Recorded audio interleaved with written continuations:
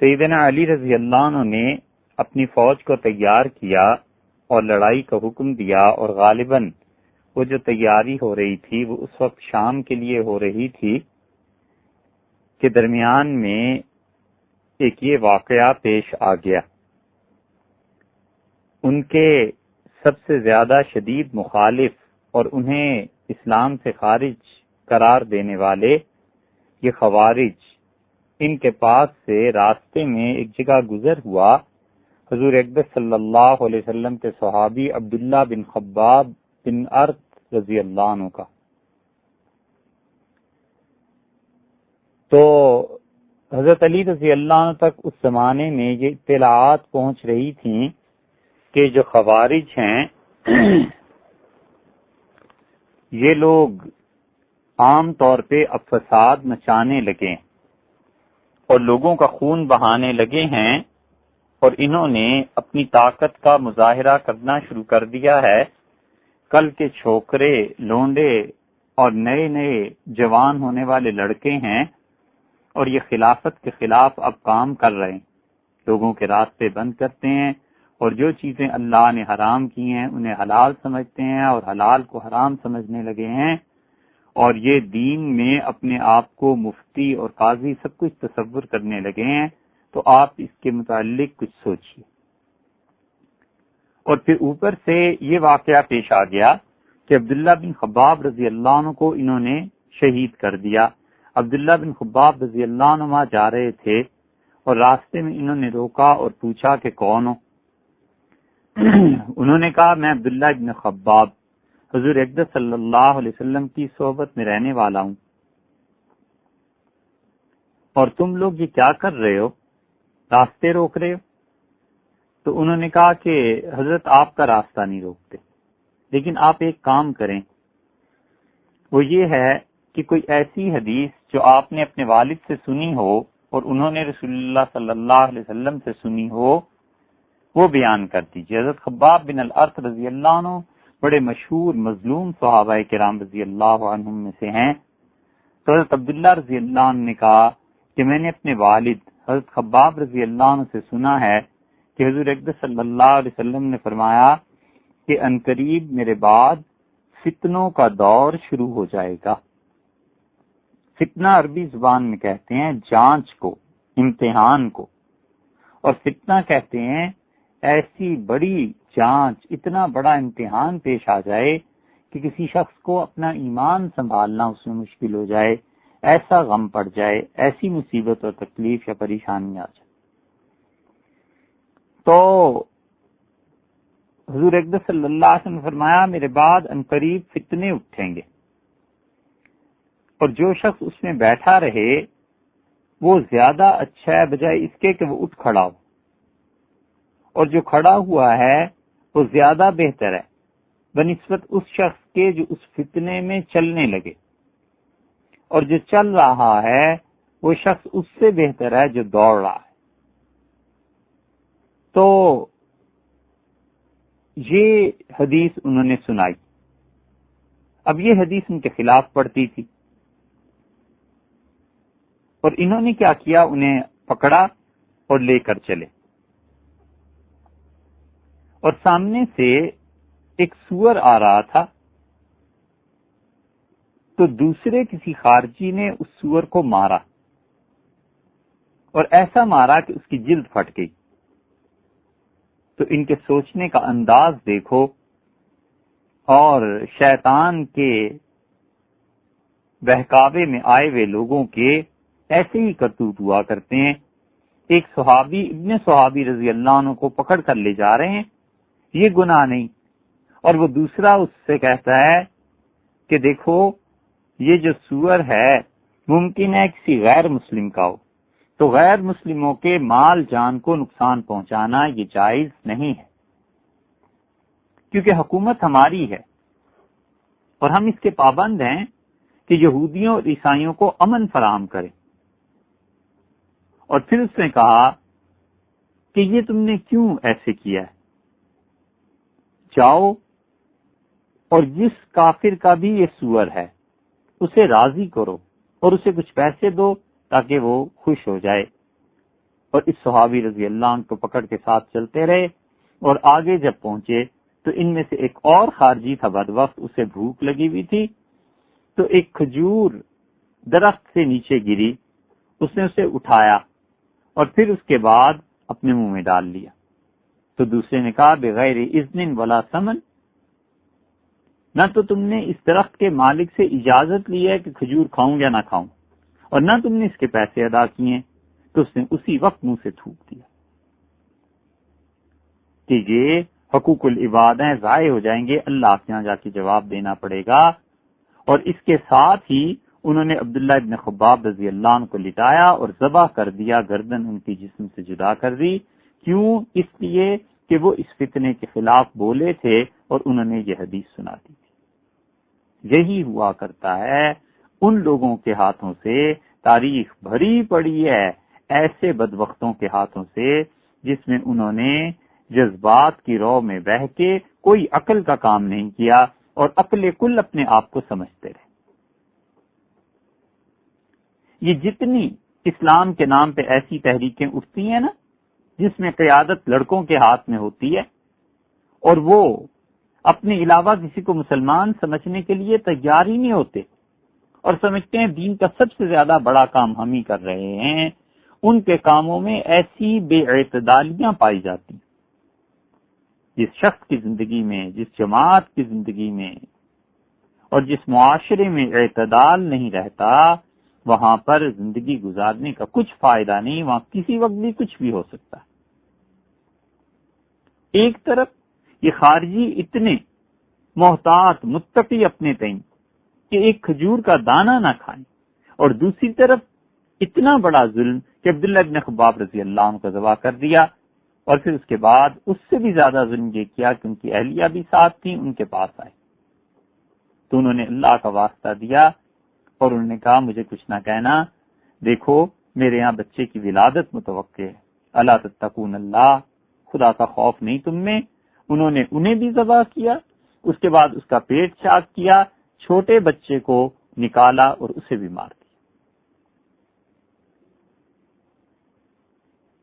یہ ہے بے اعتدالی کی راہ، اور یہ ہے کہ کوئی جب کسی معاشرے میں، کسی جماعت میں کسی کو چھوٹا بڑا نہ مانے تو چھوٹے اٹھ کے یہ حرکتیں کیا کرتے ہیں جب وہ کسی کو اپنا بڑا نہیں مانتے۔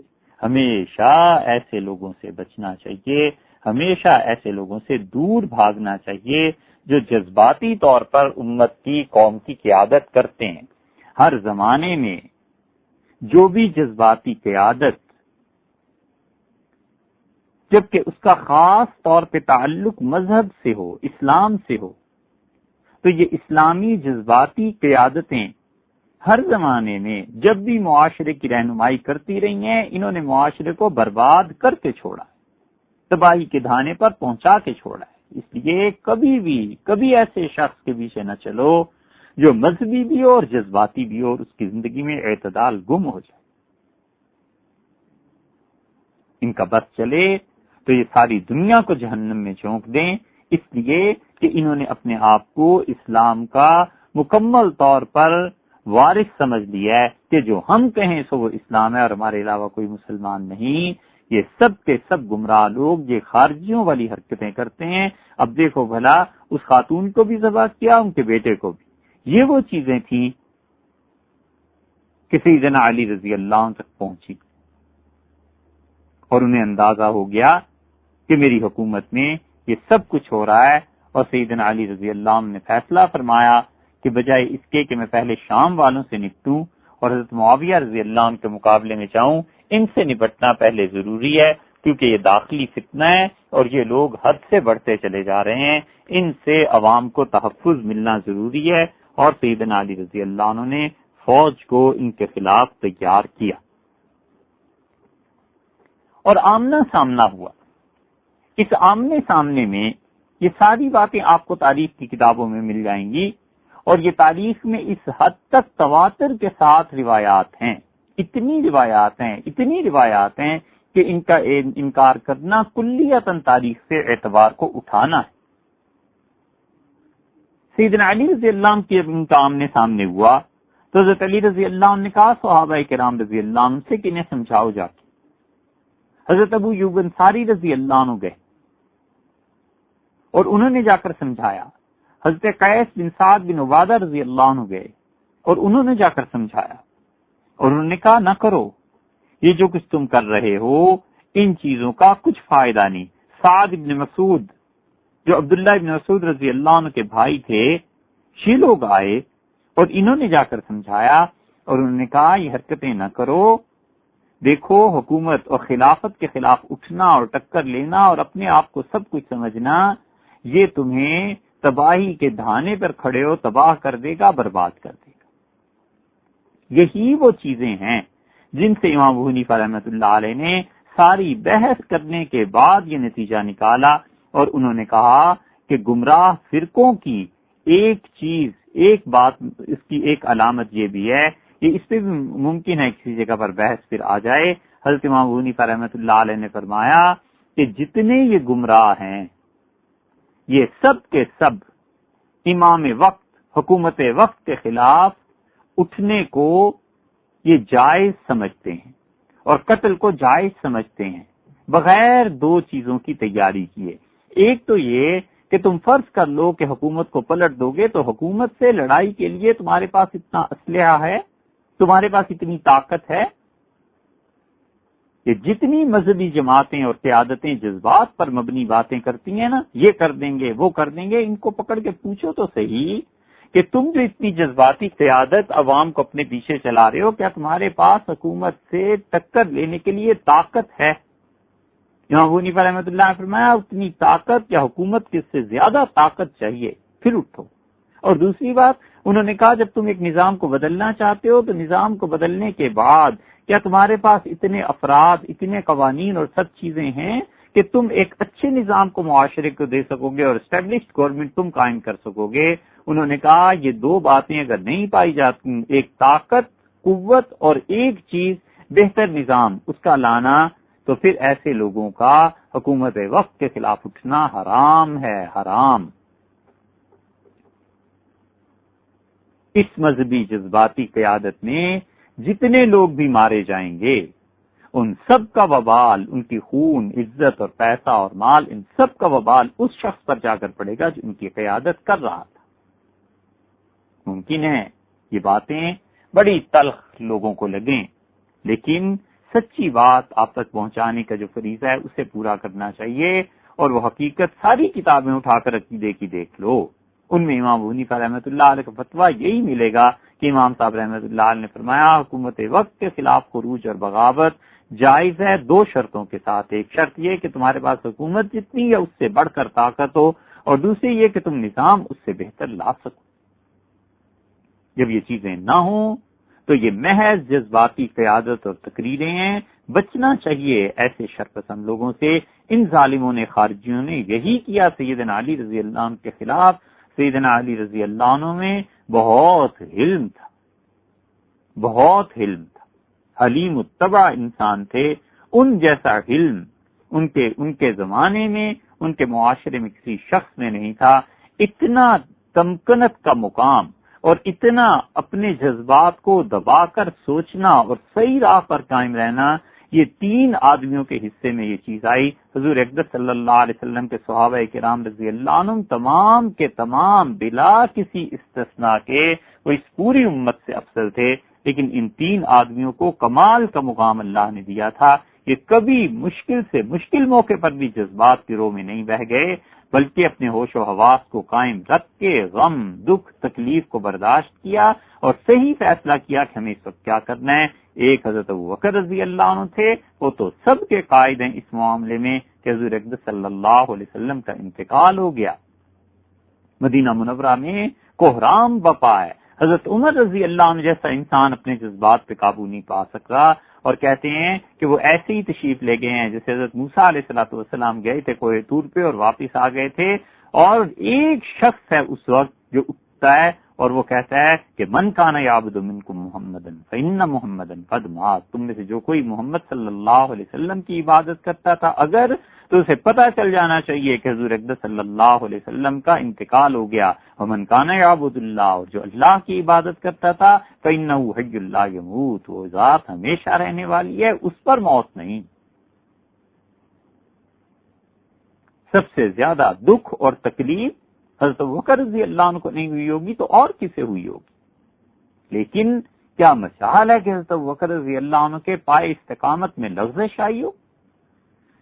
اور دوسری ہستی ان کے بعد سیدنا عمر رضی اللہ عنہ کی، مشکل سے مشکل مواقع پر مشتعل ہوئے بغیر، جذبات میں آئے بغیر صحیح ترین فیصلے. اور تیسری ہستی یہ سیدنا علی رضی اللہ عنہ کی تھی کہ سامنے لشکر ہے، فوج ہے، اپنے پاس فوج ہے، لڑ سکتے ہیں، جیسے کہ نتائج بتاتے ہیں، پیس کے رکھ سکتے ہیں، لیکن اس کے باوجود کہتے ہیں جاؤ اور ان لڑکوں کو سمجھاؤ، جاؤ ان نوجوانوں کو سمجھاؤ.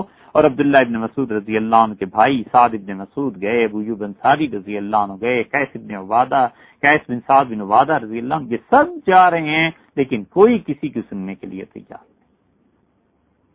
آخر خود سیدنا علی رضی اللہ عنہ تشریف لے گئے اور انہوں نے کہا واللہ لو قتلتم علیہ دجاجہ لکان عظیما عند اللہ، خدا کی قسم ایک مرغی کو تم ذبح کرنے سے بچتے ہو، ناجائز مرغی، کہ اللہ کے ہاں یہ بہت بڑا گناہ ہے. فکیف بدماء المسلمین، مسلمانوں کے خون کا اللہ آپ کو کیا جواب دو گے؟ تم سوچو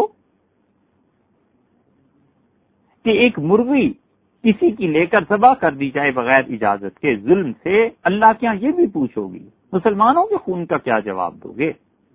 کوئی جواب ان کے پاس نہیں تھا سوائے اس کے کہ انہوں نے کہا اللہ تو خاطبہم، علی رضی اللہ عنہ اور اس کے آدمیوں سے منہ نہ لگاؤ، ان سے مت بات کرو. وتحیوا للقاء الرب عز وجل، چلو چلو اللہ سے ملاقات کی تیاری کرو. الرواح الرواح الی الجنہ، چلو چلو جنت کی طرف چلو، چلو چلو جنت چلو.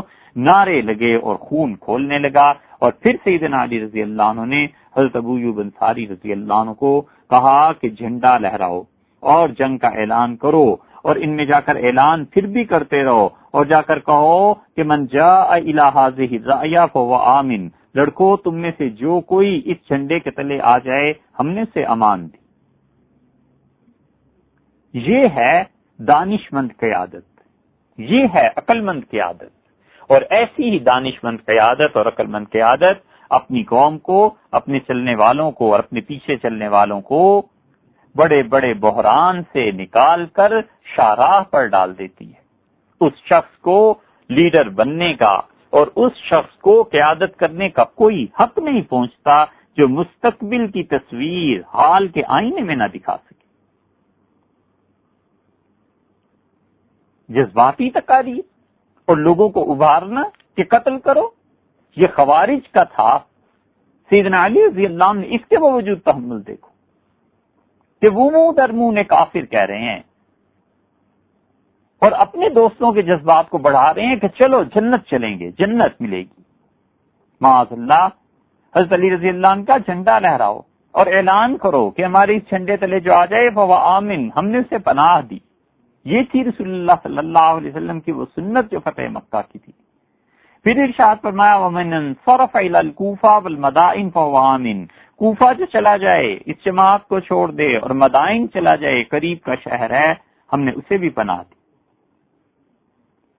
اور پھر سیدنا علی رضی اللہ عنہ کا انہیں کہو لا حاجت لنا فیکم الا فی من قتل اخواننا، مجھے تم میں سے کسی کے خون اور کسی کی جان لینے کی ضرورت نہیں، ہم تمہیں بالکل کچھ نہیں کہیں گے. ہاں ان لوگوں کو ہمارے حوالے کر دینا جنہوں نے صحابہ کرام رضی اللہ عنہ کو قتل کیا ہے. یعنی مراد یہ تھی کہ جنہوں نے عبداللہ بن خباب بن ارت رضی اللہ عنہ کو قتل کیا ہے ان کے قاتل ہمارے حوالے کرو. اور سیدنا علی رضی اللہ عنہ نے کہا ابھی شروع نہ کرو جنگ. اور کثرت سے صحابہ کرام رضی اللہ عنہ جو ان کے ساتھ تھے اور تابعین وہ جا جا کر ان باتوں کو سمجھاتے رہے، کہتے رہے. اور جب یہ اعلانات شروع ہوئے وسیع پیمانے پہ تو 4000 آدمیوں کو اللہ نے توفیق دی. وہ لڑکے ادھر ٹوٹ کے آ گئے اور کچھ مدائن چلے گئے، کچھ کوفہ چلے گئے اور ان کے ساتھ 1000 آدمی رہ گئے. عبداللہ بن وہب یہ تھا قائد ان کا اور یہ قیادت کر رہا تھا. حضرت علی رضی اللہ عنہ اپنے گھوڑے پر سوار ہو کر اس کے پاس تشریف لے گئے. ذرہ برابر اس شخص میں بڑائی ہوتی، اپنے لیے، اپنے دل میں، اپنے جی میں کوئی کبر ہوتا، معاذ اللہ، کیسے جا سکتے تھے؟ اور تیر اندازوں کو آگے کیا اور اپنے ساتھیوں سے فرمایا کہ خبردار تیر نہیں چلانا، یہاں تک کہ اگر یہ لوگ ابتدا کریں تو پھر جواب دینا ہے، وگرنہ میں اور آگے جاؤں گا تاکہ اس سے بات کروں، یہ قتل و غارت گری نہ ہو، یہ خون نہ ہو. اور خوارج آگے بڑھے اور وہ دو ہی جملے بار بار کہہ رہے تھے، کہتے علی لا حکم الا اللہ، اللہ کے علاوہ کسی کی بات تسلیم نہیں، اللہ کے علاوہ کسی کی بات نہیں مانتے، ایسے جیسے سیدنا علی رضی اللہ عنہ کا خدا اور اللہ کوئی اور ہے. الرواح الرواح الی الجنہ، اور دوسرا نعرہ یہ تھا کہ چلو چلو جنت چلو، الرواح الرواح الی الجنہ، چلو چلو جنت چلو. اور پھر اس کے بعد انہوں نے تیر اندازی شروع کی اور سیدنا علی رضی اللہ عنہ نے حکم دیا. اور پھر فوج رہ ہی کتنی سکتی تھی اس کے سامنے، حکومت سے ٹکر لے کے کون سی کامیابی اس سے ہو سکتی تھی. اور پھر خوارج تھے وہ آئے اور انہوں نے نیزوں سے ان تابعین کو مارنا شروع کیا. اور ادھر سے بھی حضرت ابو ایوب انصاری رضی اللہ عنہ کہتے تھے کہ میں نے ایک لڑکے کو مارا، ایک نیزہ، اور میں نے اسے کہا جب نیزہ اس کی جسم سے پار ہو گیا تو میں نے اسے کہا کہ اللہ کے دشمن جہنم میں جاؤ گے اب. تو کہتا ہے ستعلم اینا اولا بحاصلیہ، جہنم کی آگ پر کون چڑھے گا یہ تمہیں عنقریب پتا چل جائے گا، میں یا تم. حضرت علی رضی اللہ عنہ نے اپنی فوج کو ایک بات کہی، سیدنا علی رضی اللہ عنہ نے عجیب بات ارشاد فرمائی. انہوں نے کہا کہ دیکھو لڑنا ہے اور انہیں مارنا ہے، اور ان میں سے 10 آدمی بھی نہیں بچیں گے، اور میری فوج کے 10 آدمی بھی نہیں مارے جائیں گے. اور پھر سیدنا علی رضی اللہ عنہ نے ان لوگوں کو جب ہار گئے اور لاشوں کے ڈھیر لگ گیا تو حضرت علی رضی اللہ عنہ نے کہا کہ دیکھو ان میں کوئی ایسا آدمی ہوگا جس کا ہاتھ لجلجے گوشت کی طرح ہوگا. اور ان کا جو قائد تھا اس کو لوگوں نے جا کے دیکھا. حضرت ابو موسیٰ اشعری رضی اللہ عنہ کہتے تھے کہ میں نے اسے دیکھا اور ان سب کے چہروں پر سجدوں کے نشانات پڑے ہوئے تھے، بہت عبادت کرنے والے لوگ تھے یہ سارے کے سارے. حضرت ابو موسیٰ اشعری رضی اللہ عنہ کہتے ہیں کہ مجھ سے فرمایا کہ جاؤ اور جا کر ان میں ایک لاش ایسی دیکھو جو لاش ہوگی اور اس کا ایک ہاتھ ایسے جیسے نرم نرم گوشت ہوتا ہے ایسے ہوگا. تو ہم نے جا کر دیکھا اور جب وہ لاش لے کر آئے تو سیدنا علی رضی اللہ عنہ سجدے میں گر گئے اور بہت دیر اللہ کے سامنے سجدہ کرتے رہے. حضرت علی رضی اللہ عنہ کے ایک ساتھی کہتے ہیں کہ ہم جب خوارج کی طرف جا رہے تھے تو سیدنا علی رضی اللہ عنہ نے ہماری فوج کو، ہم جو ان کی فوج میں تھے، ہمیں کہا، انہوں نے کہا یا ایھا الناس انی سمعت رسول اللہ صلی اللہ علیہ وسلم، لوگوں میں نے رسول اللہ صلی اللہ علیہ وسلم سے سنا ہے، آپ نے ارشاد فرمایا تھا کہ میری امت میں ایک گروہ ایسا ہوگا یقرؤون القرآن، جو قرآن کی اتنی اچھی تلاوت کیا کریں گے کہ تم صحابہ رضی اللہ عنہ ان کے قرآن پڑھنے کے مقابلے میں اپنی قرات کو بہت کم سمجھو گے، اور جتنی عمدہ نمازیں، جتنی کثرت سے وہ نمازیں پڑھیں گے تم سوچو گے ہم تو بہت کم نمازیں پڑھتے ہیں اور تم سے بڑھ بڑھ کے روزے رکھیں گے. اور قرآن پڑھنے کے بعد وہ یہ کہیں گے کہ قرآن ہمارے ہی لیے ہے، حالانکہ حال یہ ہے کہ قرآن ان کے خلاف ہوگا. اور کاش ان کو پتا چلتا کہ جو کچھ حضور اقدس صلی اللہ علیہ وسلم نے ان کے گمراہی کے متعلق فرمایا تھا تو یہ لوگ باز آ جاتے جو آج میرے خلاف اٹھ کھڑے ہوئے.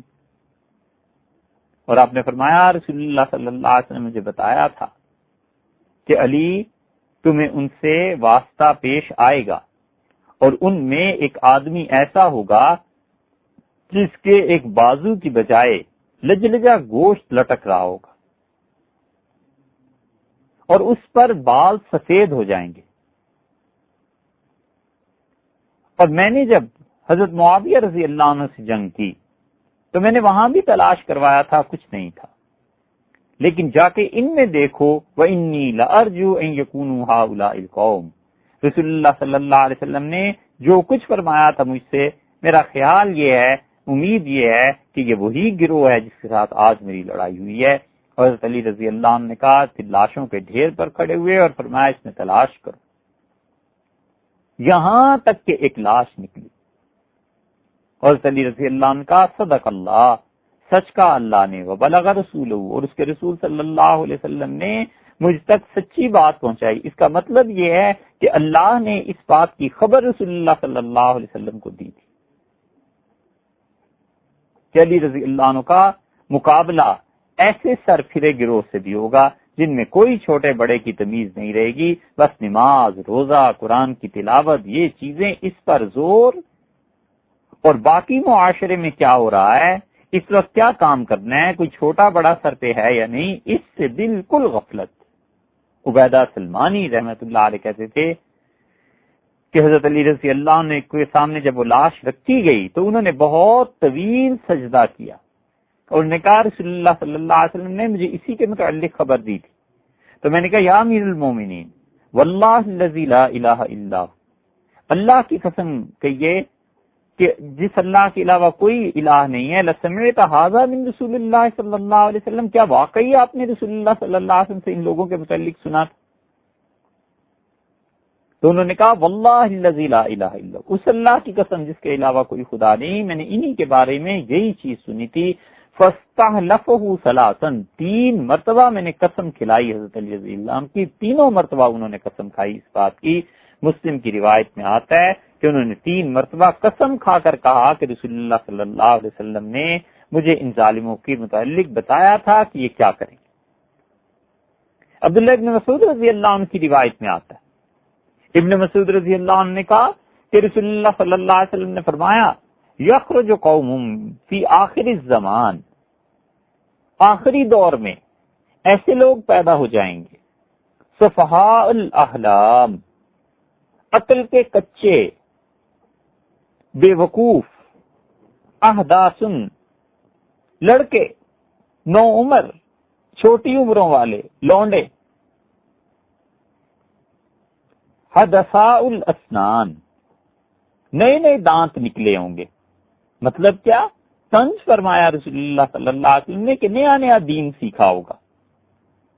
ظاہر ہے کہ جو اپنے بڑوں کو گمراہ کہیں اور جن لوگوں کی چہرے پر بال نہیں تھے انہوں نے اس وقت دین کی کام شروع کیے ہوں، اور اب جب ان کے بال سفید ہو گئے تو اب کچھ لونڈے اور لڑکے اٹھیں اور کہیں نہیں صاحب آپ نہیں سمجھے جتنا ہم دین کو سمجھے ہیں، تو اور پھر کیا کیا جا سکتا ہے سوائے اس کے کہ آدمی ان کی عقلوں پہ انا للہ پڑھ لے۔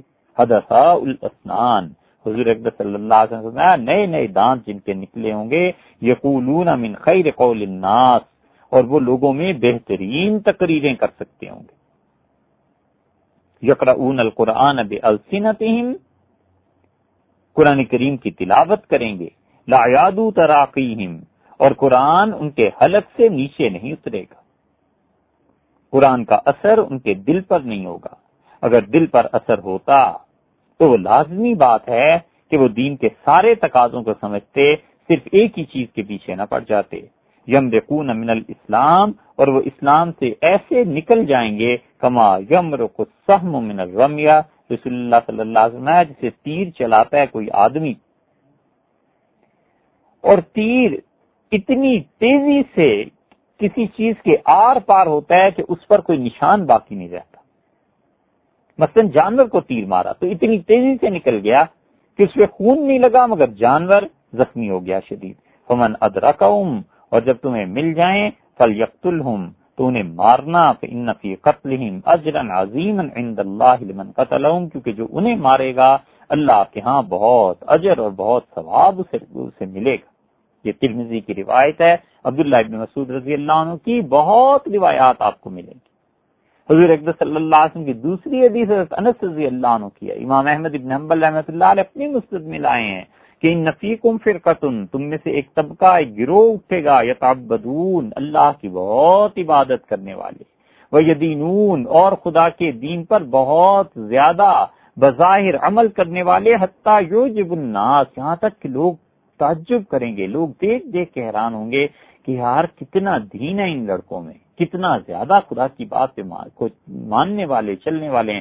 وتعجبہم انفسہم، اور ان کو خود بھی اپنے جی میں یہ بات آئے گی کہ ہم تو زمانے بھر میں سب سے زیادہ دین پر عمل کرنے والے ہیں، اور دین پر عمل شیطان انہیں ایسا گمراہ کرے گا کہ مسلمانوں کا خون وہ جائز کر دیں گے، پھر کیا ہوگا؟ یمرقون من الدین کما یمرق السهم من الرمیہ، رسول اللہ صلی اللہ علیہ وسلم اس دین سے، اسلام سے ایسے ہی نکل جائیں گے، ایسی کفر کی حرکتیں کریں گے جس طرح تیر جہاں جا کر لگتا ہے وہ اس سے آر پار ہو جاتا ہے۔ یہ تھے خوارج، اور بنیاد کیا ہے کہ جہاں کوئی کبیرہ گناہ دیکھا اسے کافر قرار دیا۔ سیدنا علی رضی اللہ عنہ پر معاذ اللہ کفر کا فتویٰ، پھر حضرت عمر بن العاص رضی اللہ عنہ پہ کفر کا فتویٰ، حضرت معاویہ رضی اللہ عنہ وہ کافر ہو گئے، سارے کے سارے صحابہ کرام رضی اللہ عنہ کافر ہو گئے۔ ان کا دین کیا تھا؟ یہ تھی دوسری دراڑ جو اس اسلام کی عمارت میں آئی، اور یہ دوسرا شیشہ تھا جو ٹوٹا، اور یہ دوسرا نقب تھا جو اسلام کی عمارت میں لگا۔ انہیں کہتے ہیں خوارج، اور انہی کو بعض لوگ حروریہ بھی کہتے ہیں۔ کتابوں میں تیسرا نام ان کا مل جائے گا نواصب، ناصبی، اب تک پائے جاتے ہیں۔ شرات، شرات کا مطلب جنہوں نے اپنے آپ کو اللہ کے حوالے کر دیا ہو، اپنی زندگی، جان، مال سب بیچ دیا ہو کہ ہم خدا کے لیے مر جائیں گے، کھپیں گے۔ حکمیہ، مارکہ، مارکہ کیوں؟ یہ ہیں مارقین، دین سے نکل جانے والے، سیدنا علی رضی اللہ عنہ جو رسول اللہ صلی اللہ علیہ وسلم نے بتایا تھا۔ ان میں اور خوارج میں اور نواصب میں ذرا سا فرق بھی ہے۔ ناصبی اب بھی پائے جاتے ہیں، اور کئی کتابوں میں خارجی، ناصبی، حروری، شرات، حکمیہ، مارکہ یہ سب ایک ہی فرقے کے مختلف نام ہیں۔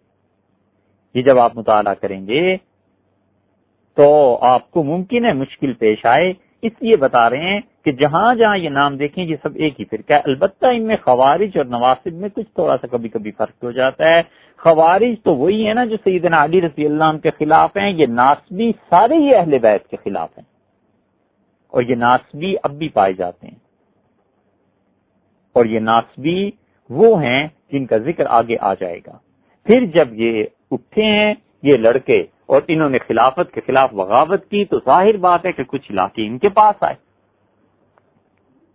یہ اس زوم میں چلے تھے کہ اسلامی حکومت قائم کریں گے، اور یہ اس زوم میں چلے تھے کہ خلافت راشدہ کے خلاف اٹھ کر ایک نیا نظام قائم کریں گے، اور اللہ نے ان کے منصوبوں کو برباد کر دیا۔ اور پھر جب انہوں نے یہ کچھ کہا تو پھر لازمی بات تھی ان کے لیے کہ اپنا عقیدہ، کوئی اپنا دین بھی بناتے، پھر انہوں نے عقائد میں دخل دیا،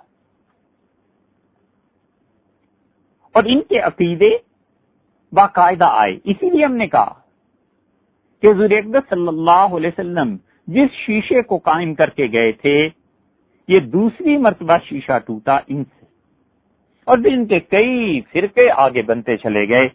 ان میں سے کچھ کا مذہب اور مسلک کیا تھا؟ مثلا یہ جتنے بھی خارجی تھے یہ سب کے سب اس بات پر متفق تھے، معاذ اللہ، یعنی 98% کہہ لیجئے، یہ سب اس بات پر متفق تھے کہ علی، عثمان، ابو موسیٰ اشعری، عمر بن العاص، عائشہ، معاویہ، طلحہ، زبیر، اور جتنے بھی صحابہ کرام رضی اللہ عنہم حضرت عائشہ رضی اللہ عنہ کے یا حضرت علی رضی اللہ عنہ کے ساتھ تھے، یہ سب صحابہ کرام رضی اللہ عنہم، اور ہر وہ آدمی جو علی اور معاویہ رضی اللہ عنہما کی کمیٹی پر راضی ہو گیا تھا، یہ سب کے سب کافر تھے۔ پہلا ان کا فتویٰ یہ تھا، والاکفار بارتکاب الذنوب، اور کہتے تھے کوئی بھی آدمی جو کبیرہ گناہ کرتا ہے وہ کافر ہو جاتا ہے۔ دلیل ان کی کیا تھی؟ دیکھو دلیل ان کی بھی کتاب و سنت سے تھی. آگے آ جائے گی بات، پھر ان کی دلیل کا بتاتے ہیں. اور امام کے خلاف، حاکم وقت کے خلاف خون بہانے کو بغیر طاقت کے اور بغیر عمدہ نظام پیش کیے یہ لوگ خارجی جائز سمجھتے تھے، اور کتاب و سنت سے ہی دلیل لاتے تھے، کہیں باہر سے نہیں. اور ان خارجیوں میں ایک اور فرقہ بنا، اور اس نے اپنا آقا اور اپنا سب کچھ مانا یزید کو. یزید جس کے فسق پہ امت متفق ہے، اور اکابر فقہاء کرام رحمہم اللہ نے اس یزید کے کفر کا فتویٰ دیا ہے. سیدنا حسین ابن علی رضی اللہ عنہما کا قاتل، اور کربلا میں حضور اقدس صلی اللہ علیہ وسلم کے اہل بیت، اور کربلا میں دین کو ذبح کر کے جس شخص نے رکھ دیا یزید نے، اس کو یہ اپنا بڑا مانتے تھے. ایک فرقہ وہ بھی تھا.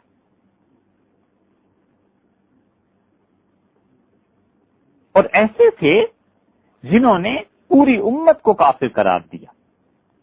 مثلا ان میں ایک فرقہ تھا محکمہ، اور محکمہ یہ شرات کا مطلب جنہوں نے اپنے آپ کو اللہ کے ہاتھ پر بیچ دیا. اور ان کے ساتھ نہروان کی جنگ میں، نہروان کے میدان میں جنگ ہوئی تھی حضرت عروہ رحمۃ اللہ علیہ کی.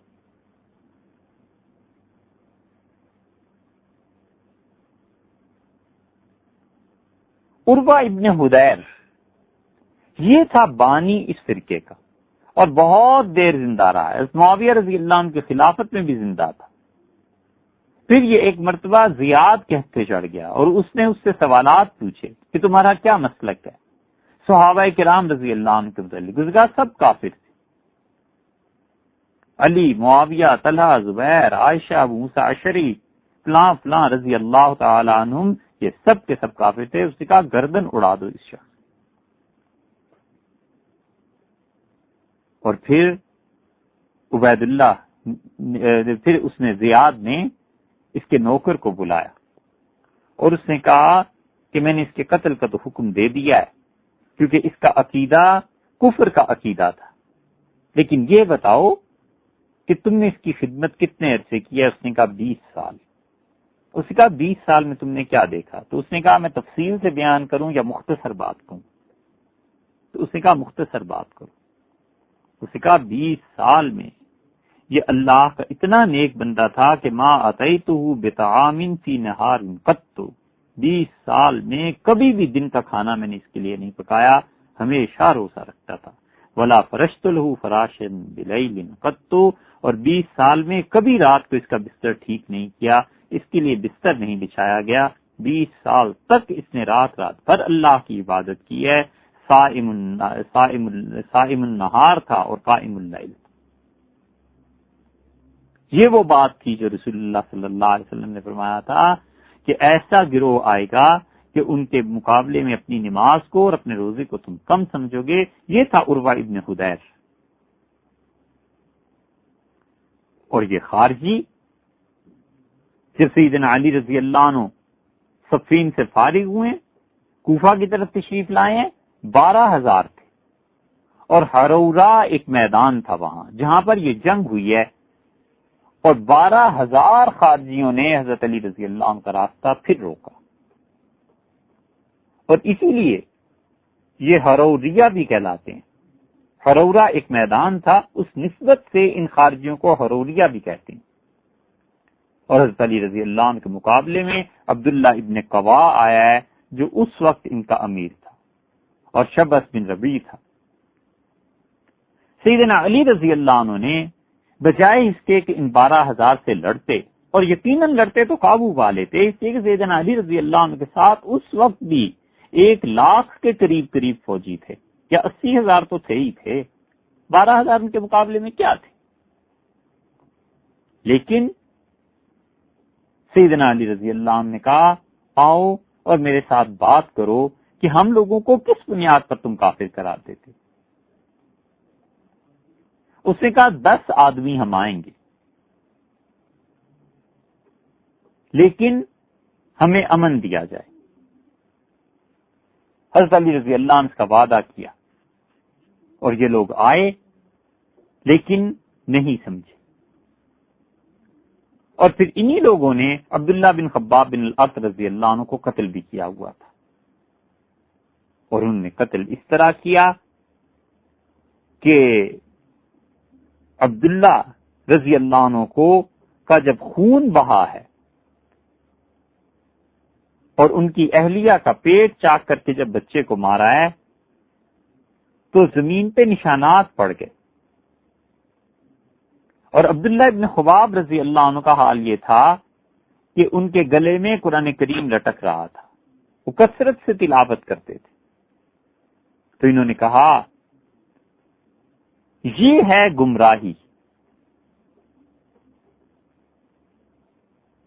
اور بچوں یہ باتیں اس لیے ہیں کہ یہ تاریخ بار بار اپنے آپ کو دہراتی ہے، کہیں ایسے نہ ہو کہ اب بھی کوئی جذباتی مذہبی قیادت تمہیں اللہ کے دین سے ہٹا دے۔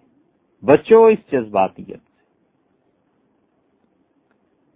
انہوں نے کہا عبداللہ کو دیکھ کے کہ عبداللہ یہ تمہارے گلے میں کیا ہے؟ انہوں نے کہا قرآن کریم ہے، میں سفر میں ہوں تو رکھا ہوا ہے، اس کی تلاوت کرتا رہتا ہوں، سواری اونٹ وغیرہ پہ سوار تھے۔ تو انہوں نے کہا ان ھذا الذی فی عنقک لیامرنا ان نقتلک، یہ جو گلے میں تمہارے لٹکی ہوئی چیز ہے نا، اس کا حکم یہ ہے کہ ہم تمہیں قتل کر دیں۔ تو انہیں گمان بھی نہیں تھا کہ یہ اتنے ظالم ہو جائیں گے۔ انہوں نے کہا دیکھو بھئی، قرآن جس کے متعلق کہے کہ اسے قتل کرنا چاہیے اسے کر دینا چاہیے، اور قرآن جس کے متعلق کہے کہ اسے جینے کا حق ہے اسے رہنے دینا چاہیے۔ بڑے خوش ہوئے اور کہنے لگے کہ اب تو تم نے خود اپنے خلاف فتویٰ دے دیا، قرآن یہی کہتا ہے کہ تمہیں قتل کر دو، لہٰذا انہیں قتل کر دیا۔ حضرت علی رضی اللہ عنہ نے اپنے سامنے جس شخص کو رکھا، ان میں جن لوگوں کو رکھا کہ جا کر حضرت علی رضی اللہ عنہ کی طرف سے پیغامات دیتے رہیں، مذاکرات کراتے رہیں، ان میں عدی بن حاتم بھی تھے۔ یہ عدی رضی اللہ عنہ حاتم تائی کے بیٹے تھے، غالباً 7 ہجری میں انہوں نے اسلام قبول کیا ہے، اور جب یہ آئے ہیں تو رسول اللہ صلی اللہ علیہ وسلم نے اپنا تکیہ کمر کے پیچھے سے نکال کے عدی رضی اللہ عنہ کو دیا، ان کی عزت، ان کا احترام کیا، اور اس موقع پہ رسول اللہ صلی اللہ علیہ وسلم نے فرمایا اذا اتاکم کریم قوم، جب تمہارے پاس کسی بھی قوم کا بڑا آدمی آئے تو فاکرموا، اس کی تعظیم کیا کرو، اس کی عزت کیا کرو۔ مطلب کیا کہ عدی اگرچہ بھی مسلمان نہیں ہوا، کافر ہی ہے، مگر اپنی قوم کا تو سردار ہے نا، اپنی قوم کا تو آقا ہے، اس کی عزت کرو۔ ہمارے ہاں اب موجودہ اسلام یہ سکھانے لگا ہے کہ جو تمہارا مخالف آئے پہلے تو اچھی طرح اسے رسوا کرو، پھر اس کے بعد اسے مذاکرات کرو۔ یہ کیا طریقہ ہے؟ رسول اللہ صلی اللہ علیہ وسلم نے کفر کے باوجود ان کا احترام ہی کیا ہے، اپنا تکیہ انہیں پیش کر دیا، یہ تھوڑی عزت کی بات ہے۔ اور وہ مسلمان ہوئے، اور عدی رضی اللہ عنہ اتنا طویل قد تھا ان کا کہ گھوڑے پر بیٹھتے تھے تو ان کے پاؤں زمین کے قریب قریب پہنچ جاتے تھے۔ سیدنا علی رضی اللہ عنہ کے ساتھ تھے، اور جنگ جمل میں ان کی ایک آنکھ اللہ کی راہ میں کام آ گئی، اور ان کے بیٹے تھے، ایک تو بیٹا تھا ان کا محمد، وہ سیدنا علی رضی اللہ عنہ کی حمایت میں شہید ہو گئے، اور دوسرا جو بیٹا تھا ان خارجیوں نے اسے شہید کر دیا، مار دیا۔ کیوں؟ اس لیے کہ ان کے نزدیک وہ کافر تھے معاذ اللہ۔ اب حضرت علی رضی اللہ عنہ نے ان سے مذاکرات شروع کیے۔ ہروری جو تھے، اور ان سے کہا کہ ماذا نقمتم منی، میرے کفر پہ کیا چیز ہے؟ ہم سب کو جو تم کافر کہہ رہے ہو، آپ یہ خیال میں رکھیے کہ یہ بحث ساری اب عقیدے کی ہے، کس بات کا ہم سے انتقام لیتے ہو؟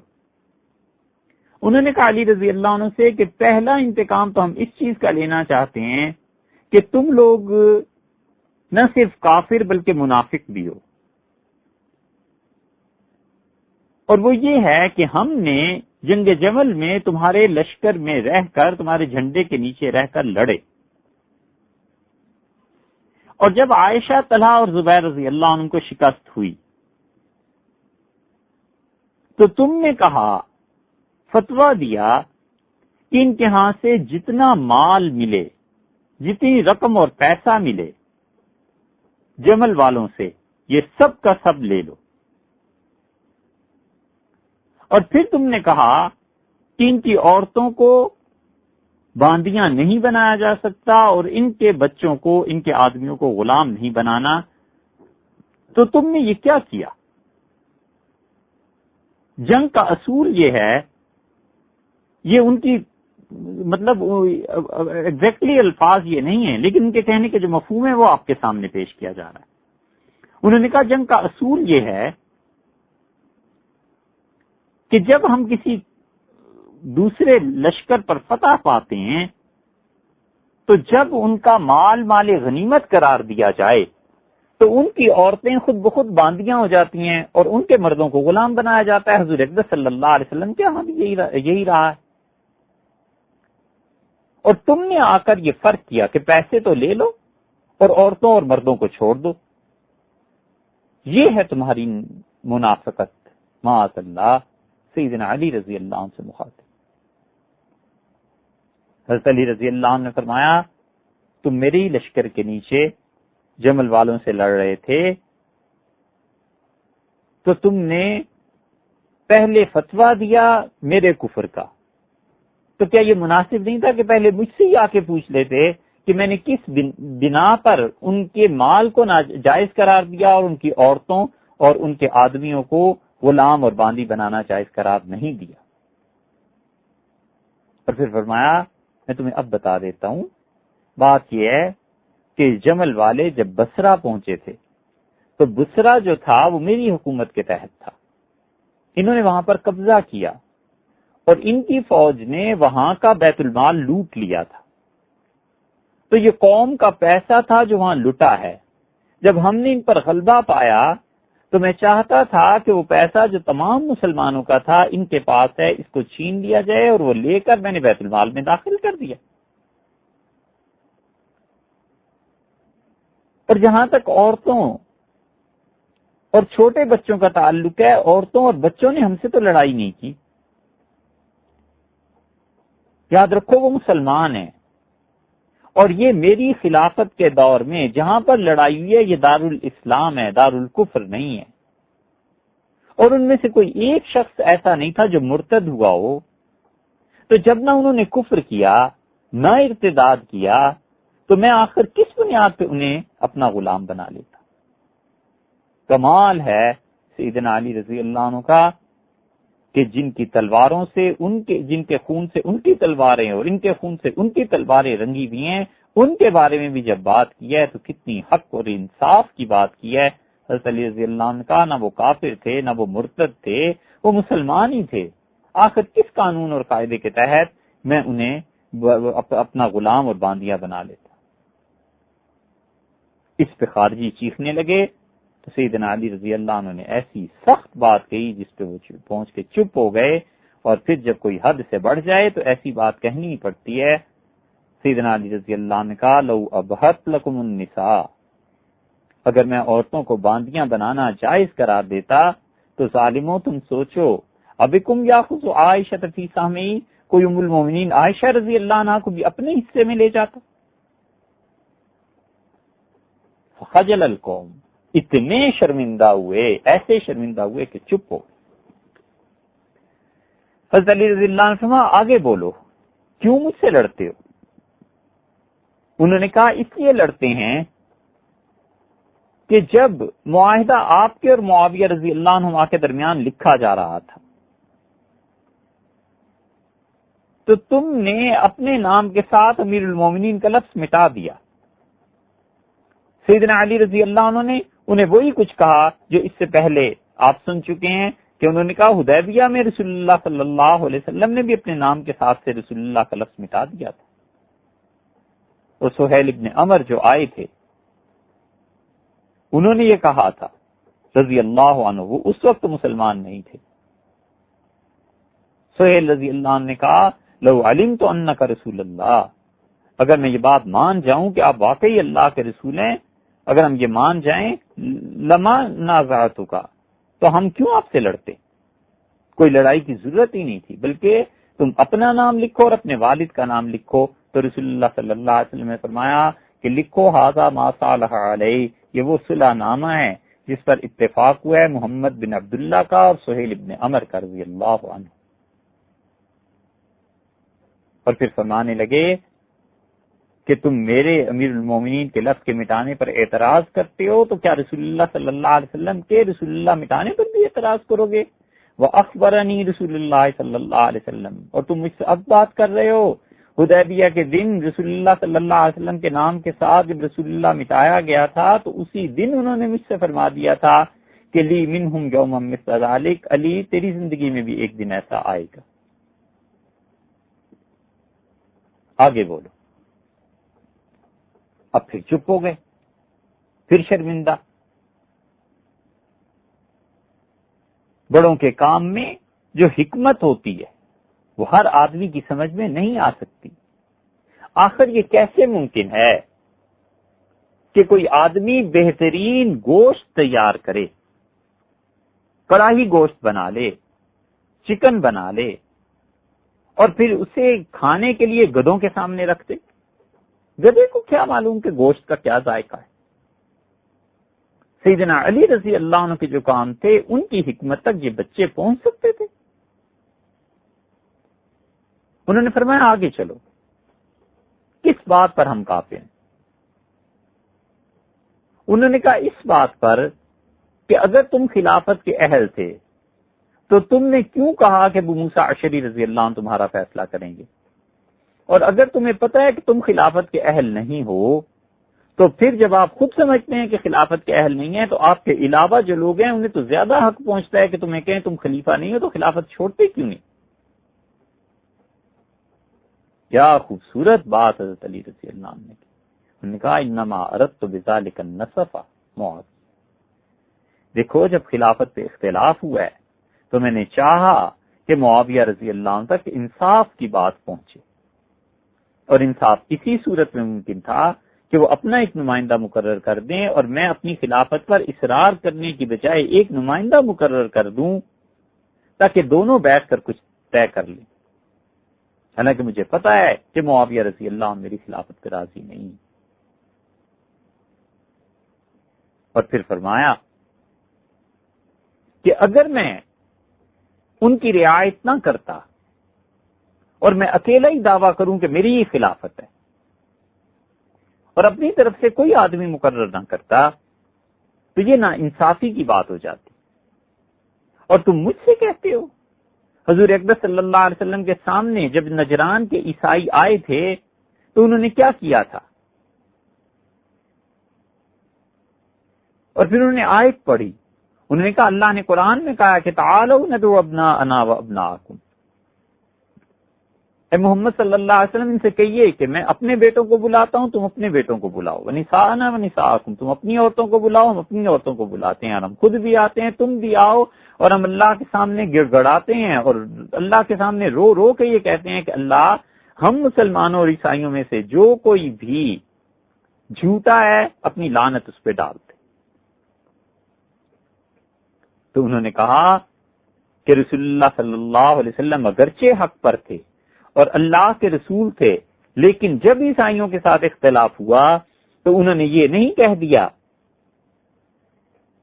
کہ اللہ میں گڑگڑاتا ہوں لعنت عیسائیوں پر جا کر پڑے، بلکہ فرمایا جب برابر کی بات آ گئی ہے تو آؤ دونوں میدان میں چلتے ہیں۔ بالکل ٹھیک میرے ساتھ بھی یہ صورت پیش آ گئی تھی، میں نے کہا مجھے اور معاویہ دونوں کو ہٹاؤ، دو نمائندے اپنے مقرر کرتے ہیں اور اس کے بعد کہیں نمائندے جو کچھ کہنا ہے۔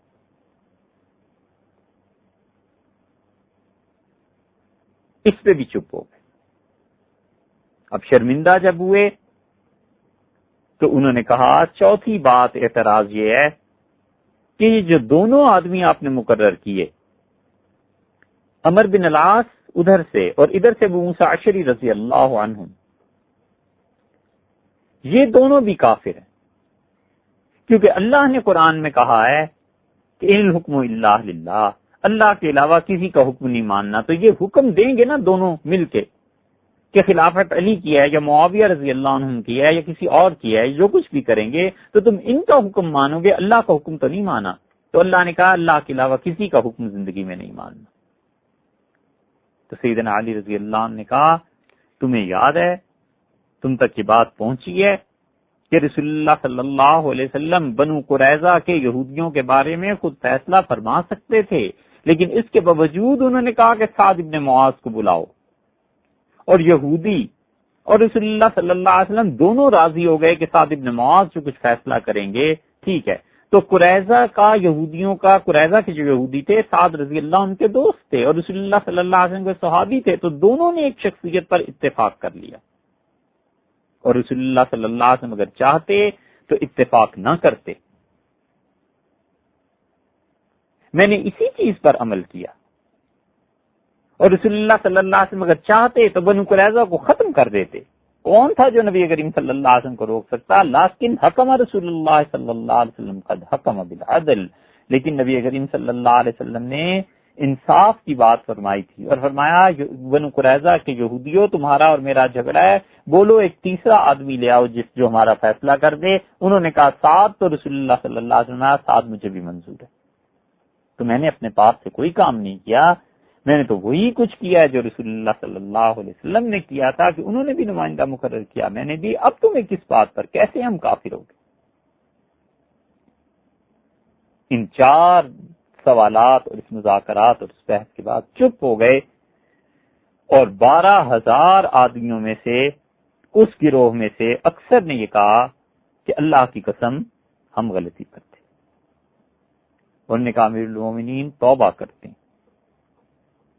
سیدنا علی رضی اللہ عنہ 1,00,000 کے لشکر لیے کھڑے ہیں، اگر وہ چاہتے ہلنے نہ دیتے اپنی جگہ سے اور مار دیتے۔ حضرت علی رضی اللہ عنہ نے فرمایا تم میں سے جس نے بھی توبہ کر لی وہ میرا بھائی ہے، میرے لشکر میں آ جاؤ۔ 8,000 آدمی وہاں سے چھوڑ کے چل پڑے، 4,000 باقی رہ گئے عبداللہ ابن وہب کے ساتھ، اور حرقوس بن زہیر تھا ان کے ساتھ۔ سیدنا علی رضی اللہ عنہ پر کیا کیفیت طاری تھی، وہ اس سے اندازہ لگایا جا سکتا ہے کہ جن لوگوں کو انہوں نے پناہ دی تھی، جب یہ لڑکے ادھر آئے ہیں اور بات چیت کرنا چاہیے تو حضرت علی رضی اللہ عنہ پہ اتنا دکھ کا غلبہ تھا، رنج کا، کہ فرمایا آج کا دن رہنے دو، بس آج مجھ سے کوئی بات نہ کرے۔ اور کس دل کے دکھے دل کے ساتھ پھر انہوں نے اشارہ فرمایا اور انہوں نے کہا جو باقی رہ گئے ہیں یہ مسلمانوں کے قتل کرنے والے اور یہ اس خلافت میں خلل ڈالنے والے اور ہمیں کافر کہنے والے، ان سے لڑو، اور اللہ کی قسم میں تمہیں یقین سے کہتا ہوں کہ ہم میں سے 10 آدمی بھی نہیں مارے جائیں گے اور ان کے 10 بھی زندہ نہیں بچیں گے۔ عجیب بات ہے کہ مورخین نے لکھے ہیں نام ان لوگوں کے جو سیدنا علی رضی اللہ عنہ کی فوج میں شہید ہو گئے، اور وہ کہتے ہیں 9 آدمی سیدنا علی رضی اللہ عنہ کی طرف سے شہید ہوئے تھے: زویبہ، سعد بن مجالد، عبداللہ ابن حماد، رفاع بن وائل، فیاض بن خلیل، کیسوم بن سلمہ، عتبہ ابن عبیدہ، خولانی، جمی بن جشم اور حبیب بن عاصم عودی۔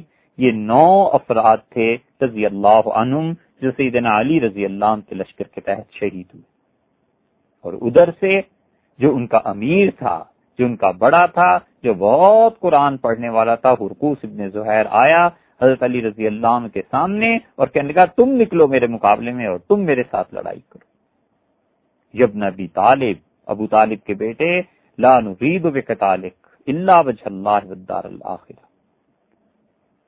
ہم تم سے بالکل نہیں لڑنا چاہتے مگر ہم جانتے ہیں کہ آج اگر ہم علی سے لڑیں گے تو اللہ ہم سے خوش ہوگا اور آخرت میں ہمیں جنت ملے گی۔ حضرت علی رضی اللہ عنہ نے کہا یہ بات نہیں، تمہاری بات وہ ہے جو قرآن نے کہی ہے، اور اللہ نے کہا قل هل ننبئکم بالاخسرین اعمالا، کیا میں تمہیں خبر دوں دنیا میں سب سے زیادہ نقصان کس شخص نے اٹھایا؟ الذین ضل سعیہم فی الحیات الدنیا، جن کی دنیا کی ساری زندگی کی محنت برباد ہو گئی، تباہ ہو گئی، وہم یحسبون انہم یحسنون صنعا، اور وہ گناہ کر کے یہ سمجھتے رہے کہ ہم نے بڑی نیکی کے کام کی۔